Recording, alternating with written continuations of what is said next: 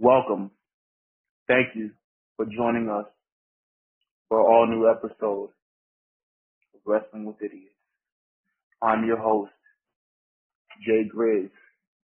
This is your other host, Citoo. That means you get 2 for 1. That's a pretty damn good deal if you think about it. Citoo, what's good, my brother? How's you doing, man? How's you doing, dog? Man, I'm alright. How are you? I'm alright, man. I can't complain. Let me just turn my volume down a little bit. Oh, man, so what a crazy day.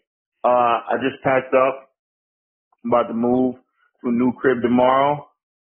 I'm excited about that. Give myself some new space, some new room, some new opportunity to still do nothing. That's right. I'm still going to do nothing because that's what I do. I want to quit my day job and do nothing but podcast every single day and make money. This is the American way. This is how we making money. Well, I mean, not yet, of course, because we need more subscribers. We need more people to tune in, listen to our podcast as we are on Podbean, and you can find us on YouTube. So please, do us a favor. Like us. Share it to your friends, your family. Subscribe to our channel. We only going to get better and better from here. That's it. That's all. Alex, I call this man Alex because we use our little stage names. So I messed up right there. I'm sorry, Citoo. Please don't come after me for that little slip up. That's fine. But we got some stuff to talk about. We got some wrestling to talk about. You ready to talk wrestling? I'm ready. I'm ready to talk wrestling too. We talking about AEW. This is episode 3. What we need to know is, does AEW, do they have anything left in the tank? Do they? Well, we're going to find out. I doubt it, but let's talk about it. Alex, Citoo, my guy, tell the fans out there listening about what you think about AEW. So, I'll be completely honest with you. I feel like they still do have some stuff in the tank. I feel like there's a potential for them to do a 180, but that's not going to really happen in a short amount of time. Like, this whole plan of doing a 180 is probably going to take maybe up to 5 years, anywhere from 3 to 5, and there's a lot of work that's got to get done. For one, I think Tony should probably have somebody booking that's not him. 2, he's going to have to get rid of a lot of that roster because there's just too many people on there. And I think the whole show is going to just need a facelift. You know, I can't see them doing the same thing and having the same type of production and the same stage. You're going to need something new. You can't keep relying on what they're relying on and expect a change. You know, if you're going to change everything, it's going to have to be everything at once. Now, I don't know if he's going to be able to get out of his own way, but if he is able to get out of his own way, then yeah, I can see them turning it around because there's a lot of good talent on the show. The problem is that you won't really see them for a while because there's just too many people that everyone has to get, plugged in and plugged out and switched around. So that roster is going to have to get cut, probably in half because they have a good amount of people. You know what? What are you thinking? You know what? You are better man than me because there's a saying, here's how it goes. Let me know if you heard it. They ain't got a snowball's chance in hell of turning that company around and making it better. You know why? Because the spoiled child that runs the company only runs it for one purpose and one purpose only. Because he's got a hard on for fantasy booking. That's it. He just wants to put on matches that he feels the fans want to see with no build up, no storyline, no build up, no nothing. Let's just slap this match together because it's a match that the fans want to see. It ain't a process. See, this is how the Marvel movies were doing better than the DC movies. The recent DC movies, when they started doing the Justice League movies, you have to develop that thing. Marvel did a better job at developing, creating the Avengers. See, they started off small. They had the Hulk. They had Captain America, Thor. They had their own movie. They came together. See, that's what you have to do. You're building to something. You're anticipating for something. If you just give us a fantasy match out of nowhere, that's like if Bret Hart was in his prime and Kurt Angle was in his prime. Right off the rip, you know fans want to see that match, but you're not going to put that match together and it's going to be a throwaway for a regular Monday Night Raw or a SmackDown. Why would you do such a thing? Why? That's fantasy booking. That's what Tony Khan is giving you. He is not giving you interest. You're not interested in just a match and that's it.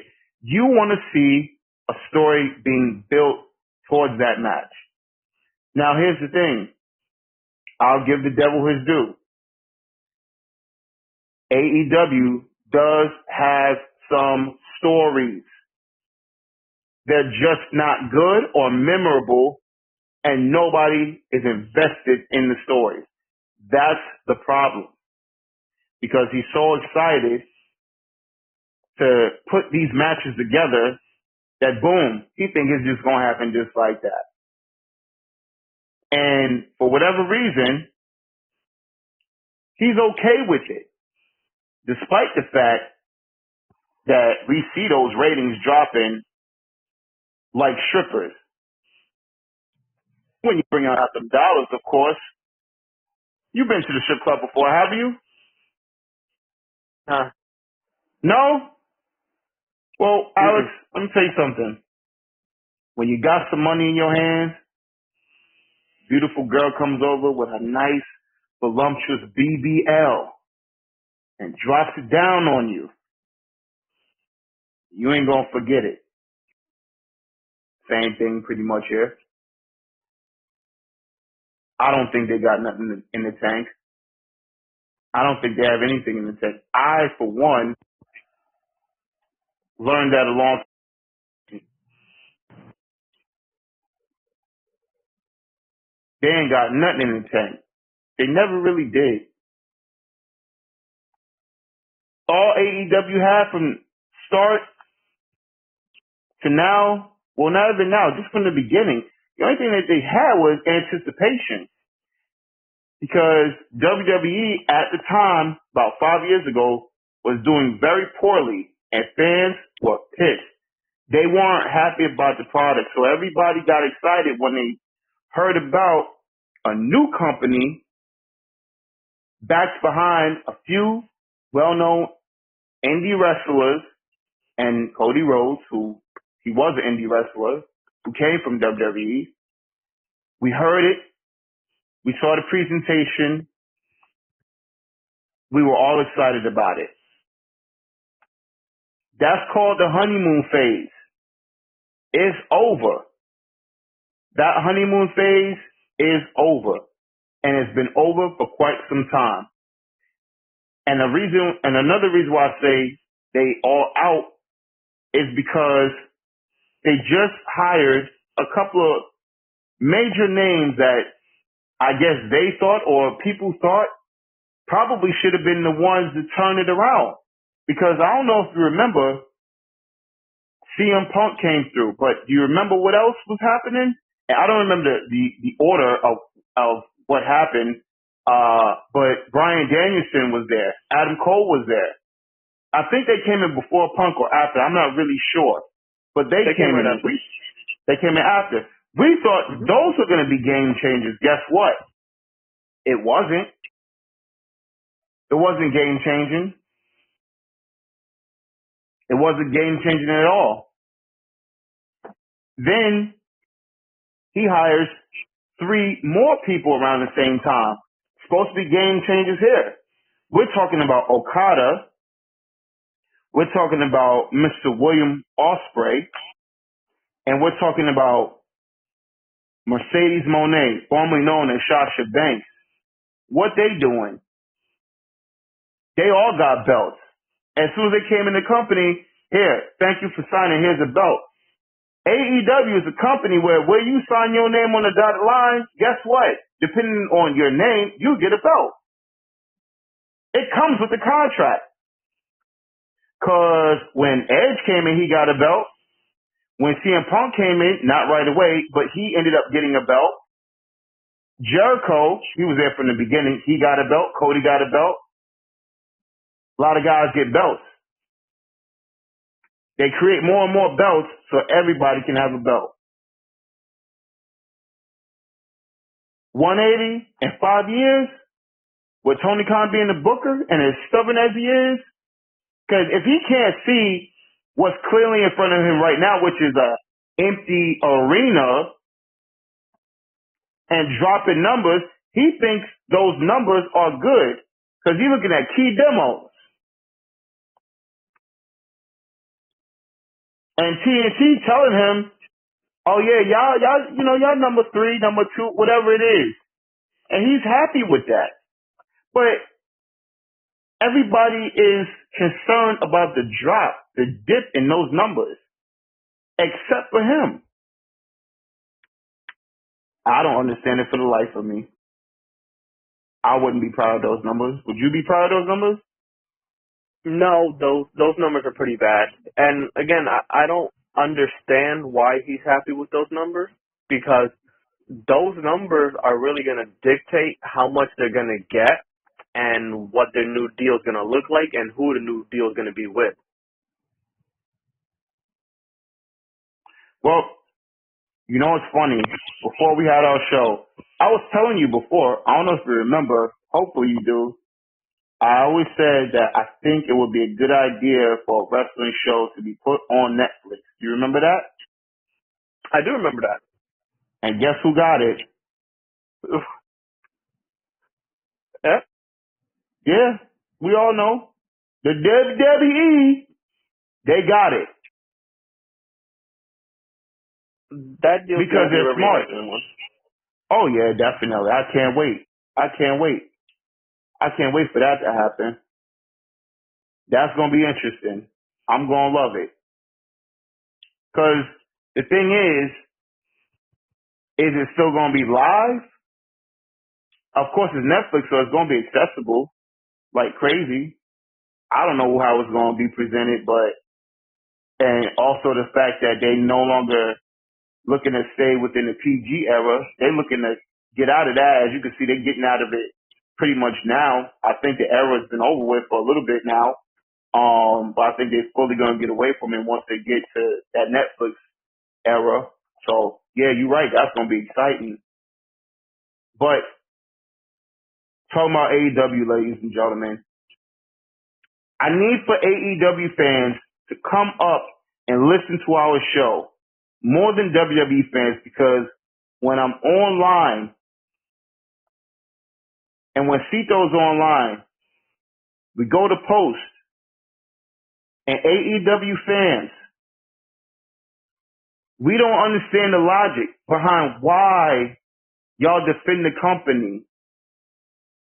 We don't understand the logic behind why y'all don't see a problem with the drop in the ratings.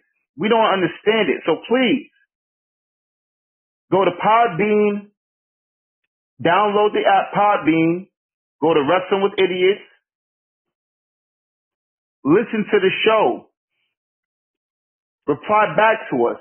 Go to our YouTube channel, Wrestling with Idiots. listen to this episode.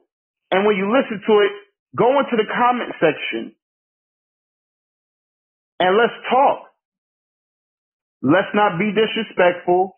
Let's not get out of hand, because a lot of times when I've gotten on y'all posts, y'all get mad and say, oh, y'all WWE shills. I don't even know what that is. But it's coming across as you getting offended. I just want to know, what is there about AEW that you like? And please explain to me and Cito. Y'all see the numbers dropping. If the show is good, why do the weekly numbers drop? They drop on a weekly basis. Please, you're an AEW fan. Don't be ashamed. Come and defend AEW. Please bring some logic to the table. Let us know what's going on, because we don't know. Now also, me and Cito have discussed, we're going to do this. We're going to do this right. We are going to watch AEW. We used to watch AEW a lot, but we decided that starting this podcast with enough fans subscribe to us and watching our stuff, that we're going to sit down and watch some AEW again. And we're going to critique what we see. As of right now, we're going to knock it and still criticize and still critique it. But I'm going to knock it. I don't know about you, Cito. I'm going to knock it. I'm going to knock that right at the park. Again, if it's not good, I'm not going to say it's good. I'm not really going to defend anybody that doesn't really deserve to be defended. If they're doing a bad show, they're doing a bad show. I mean, I don't know what else to say. I get that a lot of the AEW fans, and I get it, left. They stopped watching WWE a long time ago, got very frustrated with the product, and I think everybody was hoping that AEW would be similar to what WCW was when WCW was red hot. But I think you're starting to realize that's not the case. There's a big possibility it won't be the case, and the only way that does happen is if Tony Khan just steps away and lets everybody else handle that company the same way Ted Turner did with WCW. And also, I want to add that when WWE produces something bad, we going to get on them too. We going to get on them too. They're doing a better job than they were doing 5 years ago, 10 years ago. But there's still work that needs to be done. No company is perfect. We'll get at them too. But what we about to get into now is a question that I think we all want to know the answer to. AEW fans, again, jump into the comments. Jump into it, because we got this one for you. Which WWE superstars do you think benefited off of being in AEW? We got a couple guys, we got a couple girls who benefited off of being in AEW after leaving or getting fired, released, however you want to put it, from WWE. Cito, can you think of anybody that benefited off of being in AEW more than when they were in the WWE? Yeah, so it's pretty much a two-headed monster right now where, the three names that I think of who benefit from being in AEW and came back to WWE are Cody Rhodes and CM Punk. Now, Jay didn't start in WWE, but she started in AEW. And I think it's safe to say that she's been presented as a bigger star within the short time she's been in WWE. Now, Cody Rhodes, in particular, last time we saw him in WWE before he returned, his gimmick was just not a good one. He had the star painted on his face. He was pretty close to a jobber. I don't think anybody really cared for him.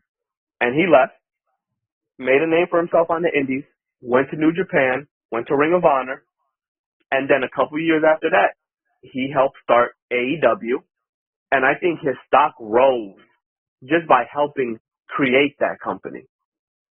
And now you can just see it's night and day where he used to be in WWE versus how it is now. Now he's the guy. He's the man. He's the WWE champion. Headline WrestleMania 2 years in a row. Won the Royal Rumble 2 years in a row. Won the Royal Rumble 2 years in a row. I'm sorry, I got that on. No, but I mean, at this point, I don't think it's not even debatable. Like, I know there's a lot of AEW fans and a lot of them are delusional, but there's no debating. Cody Rhodes is a bigger star in WWE now than he ever would have been in AEW if he stood. Delusional, that's like ecstasy. No, I think. I'm not sure. I don't know, you get a and little then woozy. They don't have it. CM Punk's another guy that if he never went to AEW, I don't think we would have seen him back in WWE. I think him going to AEW, WWE seeing that people are still interested in him, seeing that he can still make a good amount of money, I think that's what, opened the door for him to come back to WWE. Because even beforehand, when he was working at backstage with, on Fox, I don't think they wanted him at that point. So I think, him going to AEW, showing that he can still wrestle, showing that he still has a name, showing that he can still make money, opened the door for him to come back.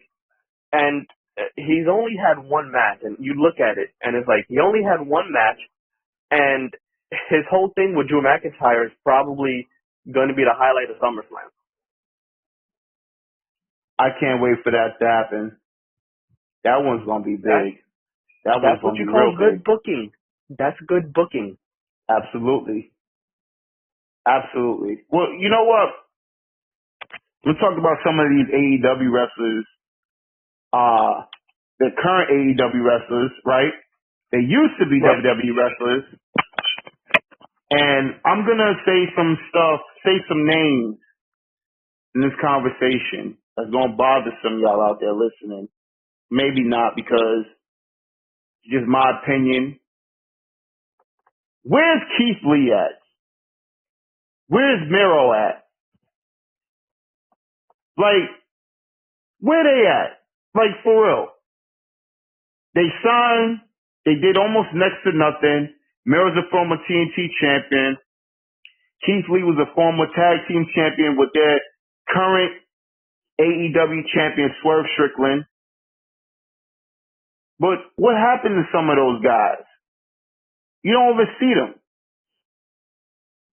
It's like abracadabra. They're here and then they're gone. And then it kind of happens again and again. I'll tell you some people I feel like they doing a damn good job in AEW that came from WWE. I think Tony Storm, I actually like the gimmick a lot. I haven't watched the show, and again, don't crucify me for it because I will be watching the show. I like the gimmick. I actually like a power driver. Alex, have you seen that? I have, and I've seen a good amount of her gimmick. Yeah, how you feel about it? You effing with it? Yeah, I like it. I think she's doing better in AEW than she did in WWE. 100%. 100%. See? I said it. We ain't gonna always knock AEW. We ain't gonna do that. We're gonna say some good stuff about it when there's good stuff to say about it.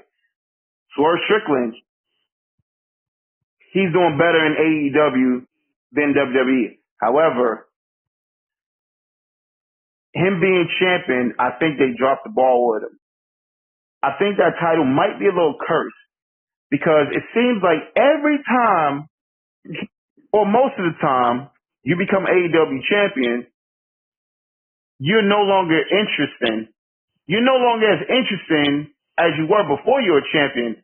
Hangman Adam Page is a person that comes to mind, right?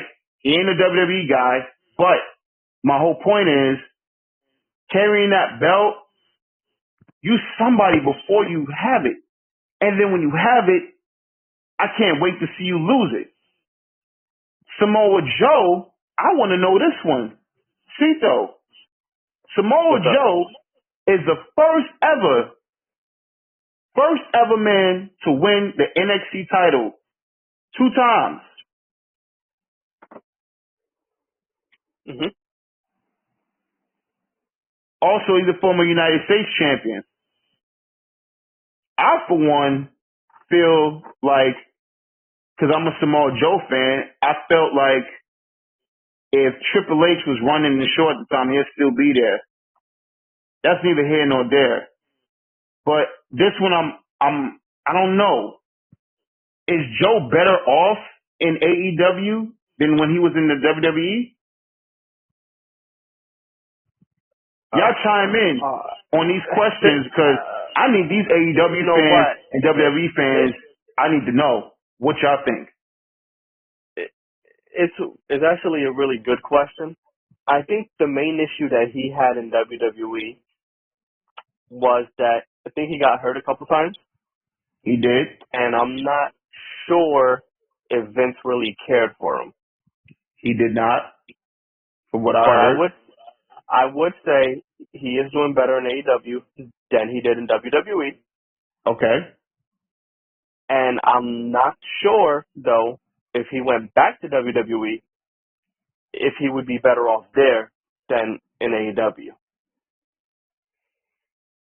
Ooh, you know what? I didn't even consider him being back in WWE because him being kind of tossed around where, you know, he was let go and then brought back and then let go again. I don't know if he feels safe by going back for a third time and maybe being gone again after that. That's too much back and forth. So I don't know. I would have loved to seen Joe be a major player in WWE. He really wasn't. He definitely could have been. He got all the tools. He could wrestle. He could talk. He looked intimidating. His style is just great. He's a big man that can move fast. I love it. He's one of my favorites of all time. But I don't know. I don't know if he was better in WWE or AEW. And to be honest with you, I don't really think that's saying much. Being AEW champion, I was happy for him when he won it. But I ain't gonna lie, man, I really don't know. Cause I really don't know. So we're gonna have to skip over that one. But like I said, Podbean, YouTube, you know what I'm asking you to do. You know what I'm asking you to do. Put in those comments, was Samoa Joe, is Samoa Joe better off in AEW than when he was in WWE? Yeah, but I feel like Swerve is doing better over there as well than in WWE by a lot, actually. I got another one that's going to really, really rock your world. You ready for it, bro? I'm ready. Nah, you ain't ready for it. Ain't no way you could be ready for this one. You sure you ready for it? I think so. All right. It's another one for all you wrestling fans out there. Jon Moxley or Dean Ambrose? Was Jon Moxley better? Is he better in AEW than when he was in WWE? What do y'all think? Let's try to figure this one out. Dean or Moxley? Well, Ambrose or Moxley? That one's a tough one. You said you was ready for it, and I know I ain't ready for it. So go ahead, get him, Tiger. Showtime, baby. Show him what you got. Show him what you made of, bro. I think Ambrose is better. Ooh. I get that, I think a lot of people are going to be upset with that, and I'll be honest with you, I don't really care. But I think Ambrose was better in WWE than what they're doing with Moxley. And again, I think he's one of the higher superstars on there, on that card, right? Like on that roster. AEW? Oh yeah, Yeah, for in sure. AEW. Without a doubt. But I think when everything's all said and done, I think his best run is probably going to be when he was in the Shield. I think the Shield is probably going to go down as the greatest faction ever. I think it was just such a solid faction. In WWE, hold on. Mm-hmm. Hold on. My man, did you just say that you think that the Shield gonna go down as the greatest wrestling faction In WWE, I think they will be. in WWE? Yeah. So Because we again, ain't gonna talk about D-Generation X.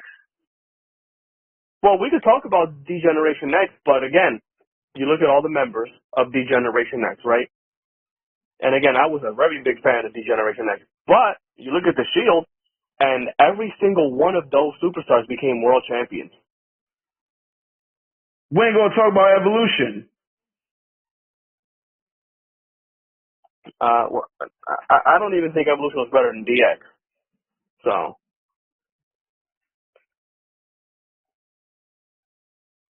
Man, I think when it's all said and done, you look at and I think the weakest link there when it's all said and done is probably going to be Ambrose or Moxley because he left.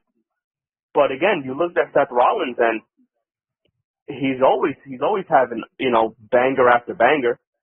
You look at Roman and the world title reign that he just had, that he just came off of, is probably going to be one that probably won't be matched for a very long time. So I think as a success story, yeah, the Shield probably will go down as the greatest faction. So you mean to tell me you think the Shield is better than the Core? No. You think they're better than the Union? Well, the Union is kind of tough, right? But I think the Shield's just a little better than the Union. But that's only because, again, they're just a little better than the original Kai and Tai. Just a little. For you kids out there that don't know, the Union was a very, very short group. I think it only lasted for a week. It had Test, Ken Shamrock, Big Show, Mankind, and they all had 2x4s. Yeah. Well, all right. But do you remember Apple? Apple? Oh, you don't remember Apple? You mean iPhone? No, the group. No. Oh man. Again, I think it was only like a one night thing. But it was I think it was in 2011 or 2012. What the hell is even that? Oh my god. It was Santino. I want to say Evan Bourne. You remember Evan Bourne? Yeah. Daniel Bryan. Oh God. And Mark Henry. Oh Jesus. What? The Apple? Yeah. Oh God. What were these the Shield was better than them too. Yeah, I bet. He said, I bet. Tap dancing Christ. The Apple? Wow. Hey, I'm blown away by that one. It might just be Apple. Maybe not the Apple. It's just Apple. Apple, the Apple. Listen, I'm a big guy. I'm allergic to apples, buddy. We don't apples over here. All right? That's a no-go. That's kryptonite to overweight people. I'm overweight, so I can say it. Don't ban me. Whatever. But that's crazy. I did not remember that. That does not sound like an appealing group. Jesus, tap dancing Christ on a Sunday afternoon. That's ridiculous. Well, you know what? Who do you think? You think if you had to pick Ambrose or Moxley, who are you picking? Hey, I'm just the guy asking the questions here. Why do I have to No. My opinion counts? It counts. Because now I want to know what it is. Well, damn. You put me in the spotlight. Well, I'll be honest with you here. There are things I do like about Jon Moxley, like the presentation. I like the look. It's a bit better. I like the What song. about the blood? I like, You like the blood too? no, and I was going to get to No. that. Okay. I don't think a guy needs to be blading every 5 seconds. It makes me feel like you're just addicted to bleeding all over the place. I'm not a fan of that. I'm not a fan of his wrestling style. But as Dean Ambrose, if I could take the name Jon Moxley, the look of current Jon Moxley right now, I will put that version of him in WWE. I think that would be better. So all in all, I guess you know what I'm saying. I guess I got to go and say Dean Ambrose because I feel like the WWE system is more of a structured system, more of a structured wrestling company than AEW. And I think you'd have been better off there. You know what? Jon Moxley left and he cited one of the things that he didn't like, which was taking a needle on the booty butt cheek because he felt that, I guess that was embarrassing or humiliating or whatever it was. He works for a company where they were supposed to have an exploding ring. You remember that firework? That extravaganza that they had? I do. The death match, right? Yeah. It didn't do so well, did it? No, I watched that live and I was tight. I bet you were. I didn't watch it. I heard about it, then I saw it eventually, and I said, oh, this was dangerously stupid. This was dangerously dumb. I couldn't believe it. And it made Eddie Kingston look stupid for covering up Jon Moxley to protect him. There was enough time for you to get him out of the ring.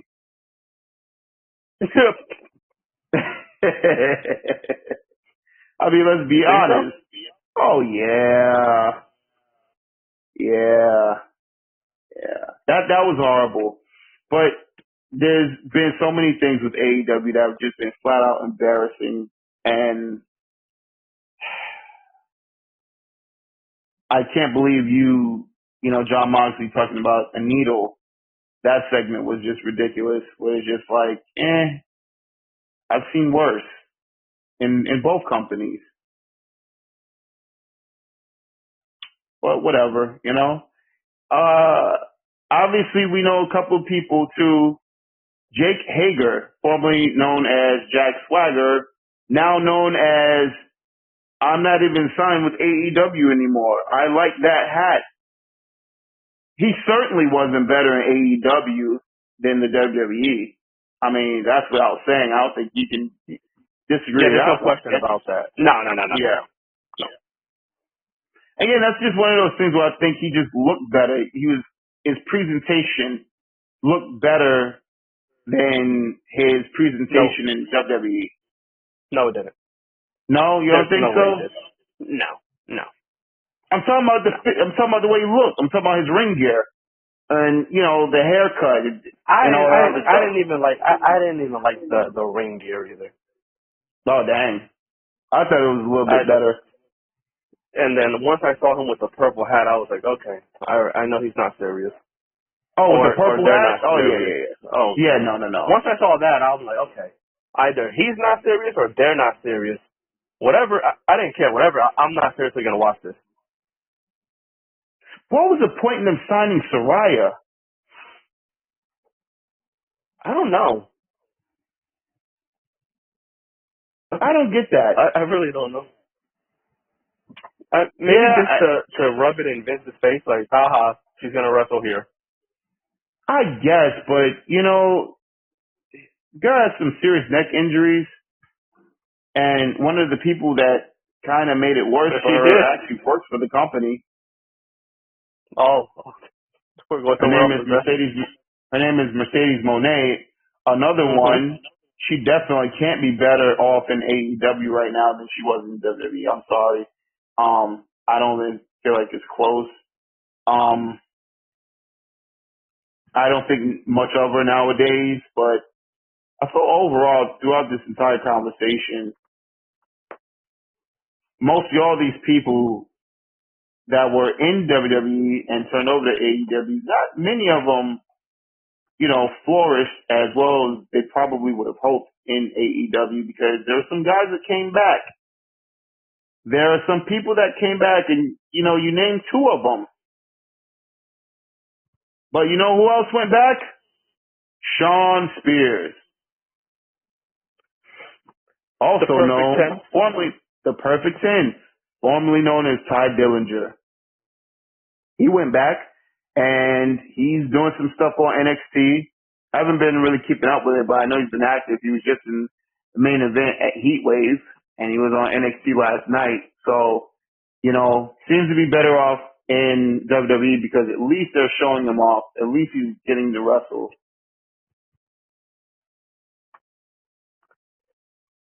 Yeah, so that's a good thing. At this point, I don't really blame anybody for leaving AEW. Right. You know what I mean? I feel like the roster, like I was saying before, is completely bloated. Like, you just got to get rid of people. So if you got people that are leaving on their own, I got no problem. And then I guess if you start seeing how everybody else is being booked that's going over to WWE that went or that were in AEW, yeah, it's probably appealing to go back to WWE. I would think so. Let's move on. Shall we? You're good with moving on, aren't you? Let's do it. Let's do it. You know what? I think I'm really good with it. All right. He's really good with it. Is there any potential left for AEW? It's almost like the gas tank thing. Any gas left? You know what? I think they have, again, I think they got a lot of potential left because. Oh, wait a minute. Wait a minute. What's up? Hold up. Wait a minute. Allow me to put some pimping in it. I completely forgot about two people. One of them kind of irrelevant, Chris Jericho. So we'll just skip over that one. Christian Cage. I think Christian Cage has been better in AEW than he's been in WWE. I think you may argue that Christian Cage was actually better in TNA Impact, or whatever it was called at the time, than when he was in WWE. Mm-hmm. Right. Well, I was going to say, Christian is usually good wherever he goes. Like, Christian is always, he's a problem. Like, wherever he goes, he's going to tear it up. And he's not really going to disappoint. You know what I mean? So I think he's better in AEW. I like all the stuff. I love the turtleneck, right? I love the turtleneck as well. He kind of reminds me like of the evil Bruce Wayne. I'm not sure why, but that's kind of how he reminds me. Yeah, he's great. He's one of those guys that when I do watch AEW, that's probably one of the only things that will keep my attention is whatever he's doing. Whether it's in-ring, whether it's a promo, he's going to keep my attention. Well, I'll tell you this. I don't know how you feel about it, but when my father passes, I definitely would love to have a new dad named Christian Cage. But wait a minute. I would have to inherit his last name. Oh. But there's already a Brian Cage. Damn. I can't tell you the last time I've seen him either. Damn. But, yeah, you know what? Another one, too, Goldust. You'll never forget the name of Goldust. Yeah, I think he was better in WWE. But, again, he's still good. I love that he's on Canadian Destroyers and everything. Yeah. But, let's move on. So, potential left in AEW. I say no. You say yes. I say yes. You say yes. I say no. But there would have to be a lot of things that change. But yeah. Oh yeah, definitely. Let's go on to the next thing, shall we? Let's do it. I like this one a lot. This is for the old school wrestling fans who left a long time ago. This is for you guys who know all about the WCW and where the big boys play. Who are some of the best tag teams in WCW? Well, I think universally, everybody's probably going to say Harlem Heat, right? That's my number one team. Of course. You know, I don't know, maybe it's just me. You remember when Rey Mysterio Jr. and Billy Kidman were teaming? Yes, I do. They were the Filthy Animals. I was a big fan of that. I was a big fan of that team, you know. The Filthy Animals, I was a fan of them. Again, I also like the Steiners. But there's another team, and I don't think they get that much love only because I think everybody, you know, liked them a lot more as singles. But I remember when these two guys were Four Horsemen, and they were teaming, and that's Dean Malenko and Chris Benoit. You remember that? Yes, I do. Yeah, such a great team. That was just another case of when two guys have great matches against each other, and then when they have great matches together. Yeah, you know, if you're in the ring with those guys, like, it's going to take a lot for it to be a bad match. Like, you really got to screw it up for it to be a bad match. Sounds like Karrion Kross. But I gotta give you, I agree. And with Harlem Heat. But I'm going to say this. I feel like, even though Harlem Heat is my favorite WCW tag team, I feel like wrestling-wise, the Steiner brothers were better. Because Rick and Scott were very similar. They both could wrestle. When I think of Harlem Heat, I think of Booker T being the wrestler, being the more athletic one. Stevie Ray was just a powerful guy, but he didn't produce like Booker did. So I do feel like Steiner Brothers, wrestling-wise, was a better team, but Harlem Heat, the music, the intro, just everything about them were just better for me as a wrestling fan. But we talk about WCW tag teams, we got to talk about the outsiders. We got to talk about, damn, they were just on the tip of my tongue. Chronic. Oh, no. No chronic for me. You go outside and sell that. You're still in New Jersey. You go outside and sell that crap. No, you know who was a good team though that nobody really talks about? I think their name was the Blue Bloods. Steven Regal. And Dave Taylor. Yeah. But I think there's another version too, but I don't think it lasted long. Bobby Eaton, I think, teamed up with William Regal as well. But yeah, David Taylor and William Regal. William Regal is one of the most underrated wrestlers of all time, and it's crazy because that was a perfect leeway to the next conversation. But we have to save it until we get into it when we talk about underrated. In WCW, William Regal was a multi-time television champion who had great matches. And for whatever reason, at that time in wrestling, in the early 90s, in case of some of y'all don't know, some guys who were really, really good wrestlers, some people, the majority of the fans, did not really care. They didn't really gravitate towards good wrestling. They gravitated more towards characters and promos. And William Regal always had character and promo, but it wasn't that appealing to the fans. It wasn't Macho Man. It wasn't Hulk Hogan. It wasn't DDP. It wasn't Scott Steiner. It wasn't the NWO. It wasn't any of that stuff. And I feel like, man, he could have been ahead of his time, to be honest with you. Maybe that could have been it. But he was a really, really good television champion. definitely, I think, him and Booker T were probably the two best, hands down, television champions in that company. But that was a pretty decent tag team that gets overlooked. And, because I guess they didn't have much personality behind it. Hollywood Blondes. The Hollywood Blondes.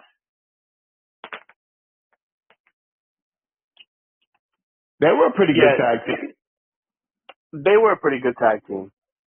And again, I feel like, especially because you had Austin in the team, when you start looking at a lot of these teams, you start forgetting how good they were as a team because you see how big they became as main eventers. You know what I mean? Right. And I feel like the Hollywood Blondes kind of fall into that.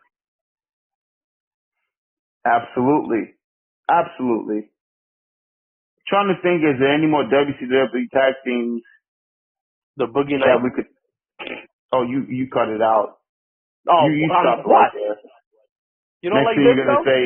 Next thing you're gonna say 3 count. Underrated. All right.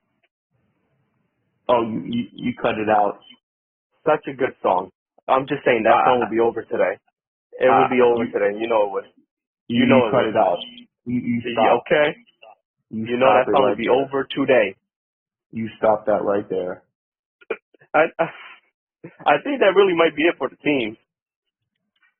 It probably is. I mean, of course, there's some other teams we were missing, but as far as those top teams, we've already mentioned them. Like we said, the Outsiders, we didn't really talk too much about them, but their names were mentioned. Harlem Heat, Steiner Brothers. It's crazy because when you say Harlem Heat, the first thing I think of is them coming for Hogan. Ooh. And we cannot say the rest of that. Anywho, You can say it. I can't. Oh, I can't say it. Not on these podcasts, not on this YouTube channel. No, I cannot, sir. I'm trying to get monetized. And we don't need to get banned. Underrated wrestlers. I mentioned William Regal already. Yeah, I think Regal's top of the list. Yeah, definitely. I think, and it's funny when we talk. This is underrated wrestlers. Again, y'all get into the comments. Download Podbean, the app. Look for us, Wrestling with Idiots. Go to our YouTube channel, Wrestling with Idiots. Please get into the comments. We want to interact with you guys. We want to know what you think about underrated wrestlers. Now, we can say certain people were underrated because they didn't reach a certain, I guess, level, or in this case, a certain championship. So, Owen Hart, Ravish and Rick Rude, Mr. Perfect, Razor Ramon. 4 names that I just mentioned. All these men were Intercontinental champions. None of these men were ever WWF champions. Does that mean that they were overrated? I'm sorry. Does that mean that they were underrated? Or does the underrated conversation happen when we talk about guys who could have been more but didn't really shine or get anything through? Like, we look at a guy like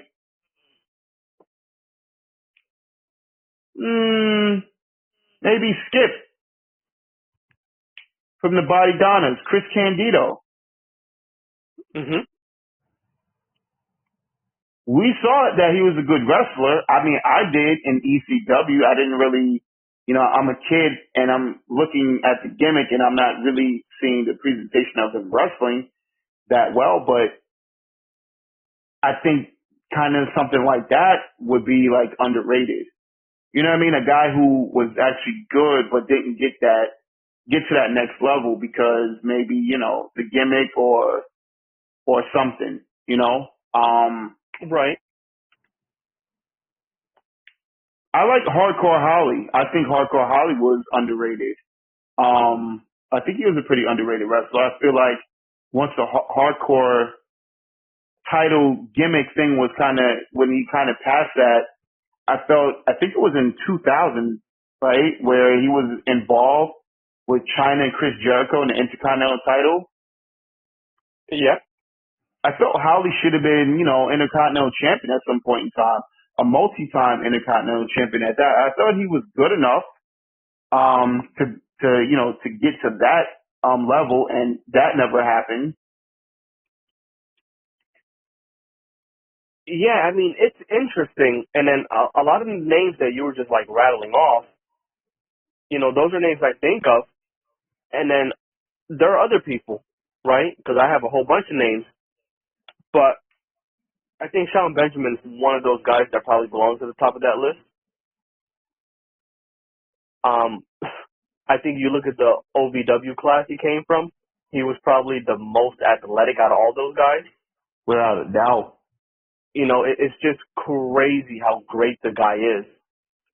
And he, for whatever reason, he was really never treated properly. Like, I felt like he should have got more. And I remember when he got drafted to Raw and he was feuding with Triple H for a little. I don't know why that didn't last longer. I don't know why he didn't get a world title reign or a couple world title matches out of that. Carlito's also one of those guys that I thought he could have done a lot more. I think we already touched on Regal, but to Jerry, I think was a problem. Japanese buzzsaw. Yeah, he was such a problem, man. He's one of those guys that, when you hear this underrated conversation, you don't really hear his name in it. No, you don't. And when WWE Shop releases an action figure or a pop character or a shirt or whatever, I'm getting it. Because Tajiri's that guy. Tajiri's that dude, yeah. Yeah. Remember when they brought him back for the 205 Live Classic? Yeah. Yeah. Yep. And I don't remember what happened. I think he was injured, and I think they let him go immediately. I was like, oh, come on. I was excited when I saw him and Kendrick. When I saw that him and Brian Kendrick were in it, I was extremely excited.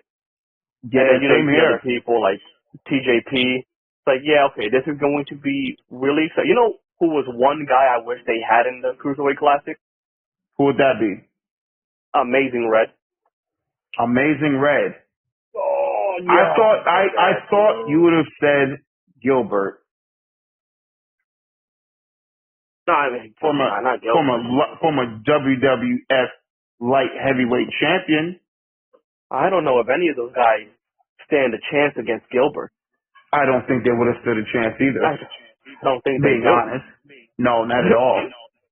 But you know what? There's this one guy, and I don't know if you were watching TNA around the 2009, 2011, 2012 era. But there's this one guy that when I would do tape study, he was the guy I would study, right? You remember Doug Williams? Oh, yeah. Oh, he was so good, bro. Yeah, Doug Williams. Actually, Chad Gable jacked his move. Yeah, he did. Rolling German suplex. Yep. I remember. Such a good move. Move. Oh, yeah, definitely. Definitely. Who else is underrated? Do we have any time to talk about any more underrated people? John Morrison was underrated. Yeah, John Morrison was better than The Miz in ring-wise, athletically gifted way more than The Miz. The Miz is a pretty good wrestler and a great talker. The only thing that was missing with John Morrison, I think, was him being able to cut promos. Well, he cut promos. They just weren't all that great, and they weren't on his level. But certainly, he should have been Intercontinental Champion more times, especially in the later years of his career, and especially when they rehired him back, and then unfortunately they released him, as when they did Shelton Benjamin, who you mentioned him earlier. Yeah, I definitely think John Morrison was a underrated guy that could have gotten more. And I just want to let the fans know that when we talk about underrated, that doesn't necessarily mean that you have to be, world champion. At any point in time, but you could have just been the guy that could have gotten more out of what they've given you. You know what I mean? Yeah, I mean, Morrison I thought was going to be a big player for them, especially when I first saw him debut with Mercury and Molina. And then he broke off, and then him and Molina broke off. They went to Raw, and then he had a really good IC title reign, right? Yeah. And he was having so many good matches with Benjamin, with Carlito, with Jeff Hardy. And then he went to ECW, right, to the WWE version of ECW, became a world champion there, ended up teaming with The Miz, and I thought he was going to be the breakout star out of the team. I never thought it was going to be Miz. I didn't think so either. You know, The Miz was the chick magnet, and he did change, and you know that's good. It's just like, you know, if you want to be good, you have to change sometimes, because certain things that you have are not going to get you over, because it's just not. It wasn't working for him, and he changed up, and you know, kudos to him. Miz is a former 2-time WWE champion because of it. But Cito, you brought up something, and I'm getting emotional about it. And it hurts my heart that Back to the Future was only a movie, because we cannot go in a time machine and go to a live show to see Molina do that goddamn split. Oh my God. I was lost. I'm like, what is he talking about? I'm like, I hope I didn't hit like a sore spot on accident. Oh, sir, I'm 37 years old. Have you heard of Blue Chew? Yeah. Well, I'll tell you this. I'm a lot older now. I'm cramping all over the place. Not that young lion that I used to be. I'm going to need a Blue Chew with that one. That split was magnificent. If you young kids don't know what I'm talking about, well, when I mean young kids, I'm not talking about, you know, people that are underage. I say you about to get people in trouble. What you doing? Yeah, I'm talking about for you young guys that are like 25 and 26. I'm talking about that. When I say young guys, 'cause I'm an older guy now, so, you know, go watch Molina split. Back then, before she became a wrestler, before she was wrestling and she was just managing, watch those splits. I promise you're going to love me for it. And if you watch those splits, subscribe. Podbean, YouTube, Wrestling with Idiots. Please do that. One more thing before we get out of here. How important are GMs and figureheads to these shows? Yeah, so I think they're actually really important. I'll be honest with you. I remember watching Raw when I was younger, and Eric Bischoff was the GM. And I remember even before Eric Bischoff came to WWE, you had Mick Foley and then you had William Regal, who were commissioners. Mm-hmm. And I thought that played a very important role in the show. So when Eric Bischoff was the general manager, I always knew, like, all these baby faces are going to get screwed over. Like, you know he's going to start favoring the heels. Absolutely. And then it makes a lot, of sense. You don't really need the owners there every week. You got the GM. I remember Paul Heyman being the GM of SmackDown. I remember when Steph was the GM of SmackDown. And then, I believe the longest GM that they ever had was probably Teddy Long. No, hold on. I have to stop you right there. Because before you were thought of, there was a man by the name of President Jack Tunney. That was in the golden era. Yeah, that was old school wrestling head. Then after Jack, no, I'm not sure directly after Jack, but there was Gorilla Monsoon. And that's an order. You maggot. Sergeant Slaughter. I forgot that the Sergeant, yeah. Sergeant Chin. Oh. Sergeant Chin. Did a lot, right? Boy, yeah, oh, man. When they had God. the wiper. That was funny. If Crimson Chin and Hitler had a baby, it would be Sergeant Slaughter. No. Come on, he had the chin and he had that little mustache. He had a mean chin. Yeah, I'm telling you. Still got the mean chin. Oh yeah. That chin was serious. A lot of chin up. That was a hell of a comparison. I'll be honest with you. Oh, definitely. Yeah, again, I think the GM or the figureheads are extremely important to the shows. You know what I mean? I think those are the people that are going to really put all the matches and all the storylines together and 100%. make it make sense.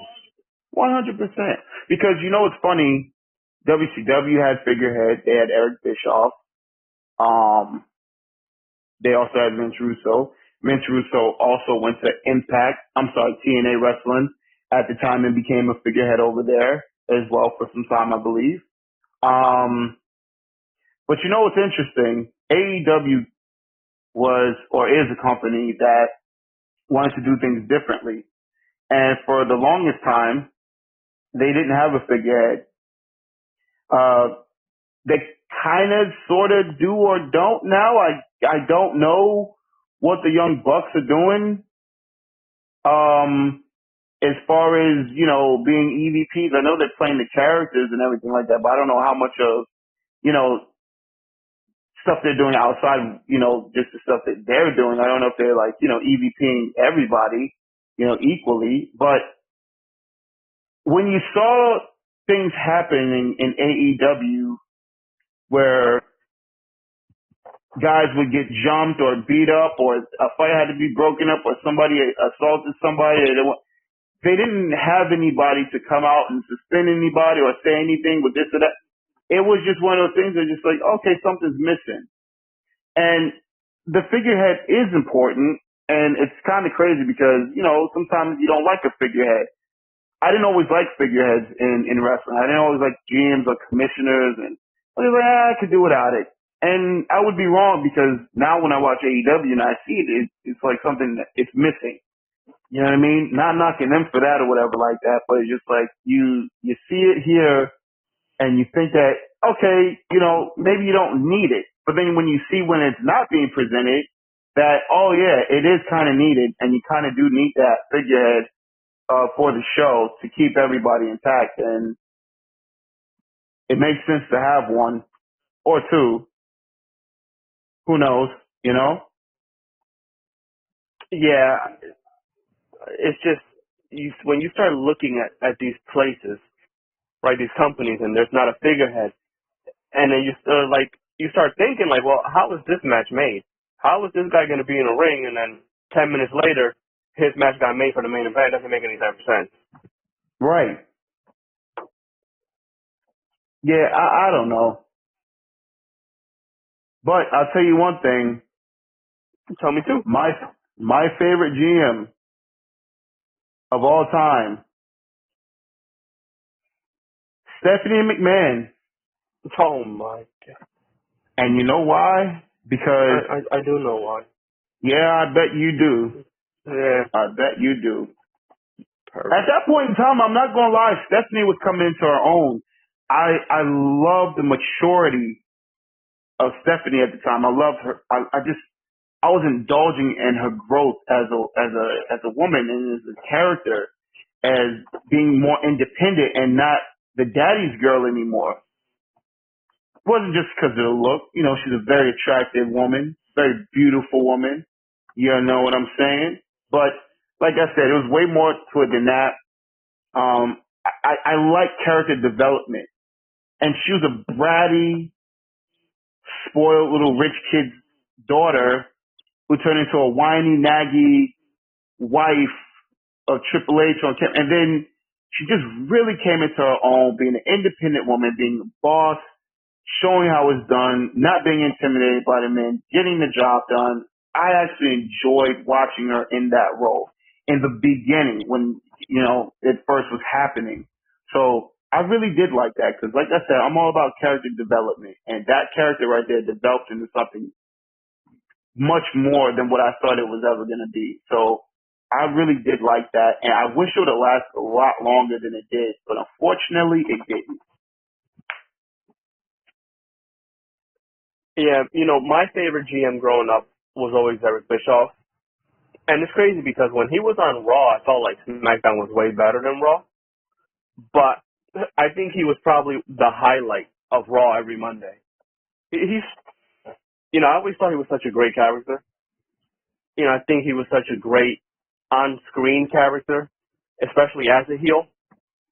And when I was younger, I just thought it was crazy that he was actually working for Vince after everything he did. You know what I mean? Oh, yeah, yeah. So it was like every week I'm like, I can't believe this guy's really here. Yeah. He was really there. He was really there. Hey, Eric Bischoff. Oh. I love when Goldust got electrocuted and started stuttering. Yeah. It was hilarious. How many people did they get stuttering gimmicks to? You had Bubba Ray, you had Goldust, you had Matt Morgan. I think that's about it. I would hope that was it. I think Matt Morgan was a real stutter though, wasn't it? I don't think so. I hope not. Oh, you know what? That was another underrated wrestler. Kind of sucked. I thought when he went to TNA or Impact, whatever it was called at the time when he went, I thought he was going to be something. I thought he was going to be a champion over there, but obviously that didn't happen. The guy was 7 foot tall. He's jacked up, like what, 320, 7 foot tall. And he's pretty athletic. Big guy. For his size. Yeah. He was hitting the brogue kick before it was the brogue kick. Yeah, I like Matt Morgan. I don't know why he wasn't a bigger star in TNA. I was shocked that they never put the belt on him, especially when they had a lot of opportunities to do so. But, I thought he was, I thought he was good. I thought he had a good look. Clearly a big guy, athletic, good in the ring. Yep. Yeah, it's wild. You start scratching your head, like, why did it not work in WWE? Yeah, I have no idea. I think Vince was really, at that time, he was, I don't know, but when you look at it at the time, you had Nathan Jones, A-Train. You remember that Survivor Series team? They were like the Monstars. Yeah, they were the Monsters. It was such a big team. They were freaking huge, man. And they was Big Show on the team? Yeah, Big Show, Brock. And then Brock Lesnar, right? Yeah, man. Yeah. I thought Nathan Jones and Matt Morgan would have been a tag team, and but that didn't happen. And there was potential there, of course, because of the size, but it just never came to anything. Sucks. Very, very unfortunate. Well, not everybody's going to make it. That's just a reality. And I don't remember Nathan being that good. Yeah. Well, that's the facts of life. Ladies and gentlemen, that is episode 3 of the Wrestling with Idiots podcast. Again, please, we are on Podbean. Download Podbean. It's an app. Download it. Look for us. Wrestling with Idiots. Come back to us on our YouTube channel. We are about to post this baby up. Please listen to it. Got some questions for you. Want to start interacting with you guys. Got some subscribers. We're building. We're growing. We're building. Grow with us. Come with us on our journey, because you could say in the next 5 years from now, be like, yo, I was one of the first subscribers. I'm going to be like, oh, word up? For real?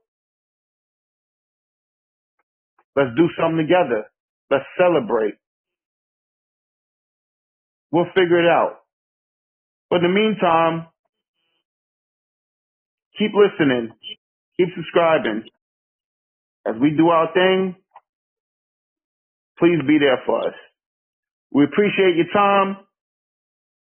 Hope you enjoyed the show. We'll be back again.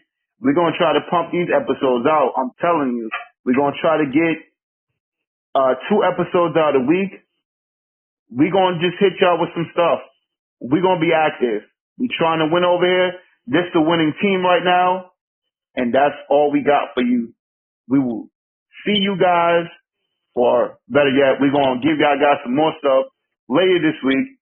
Listen to that. Listen to this. Listen to us.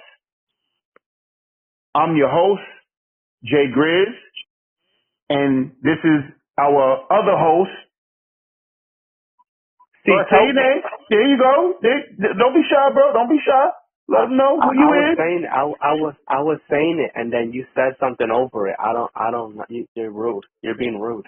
Let them know who you be, son. Sure. Let them know who you be. Sure. It's Citoo. There's a couple O's there. There's a Citoo. It could go to 2 to 5. It's a crazy thing. It's a whole thing. It's weird. I don't know. Citoo. See you later. Peace, y'all. Be safe.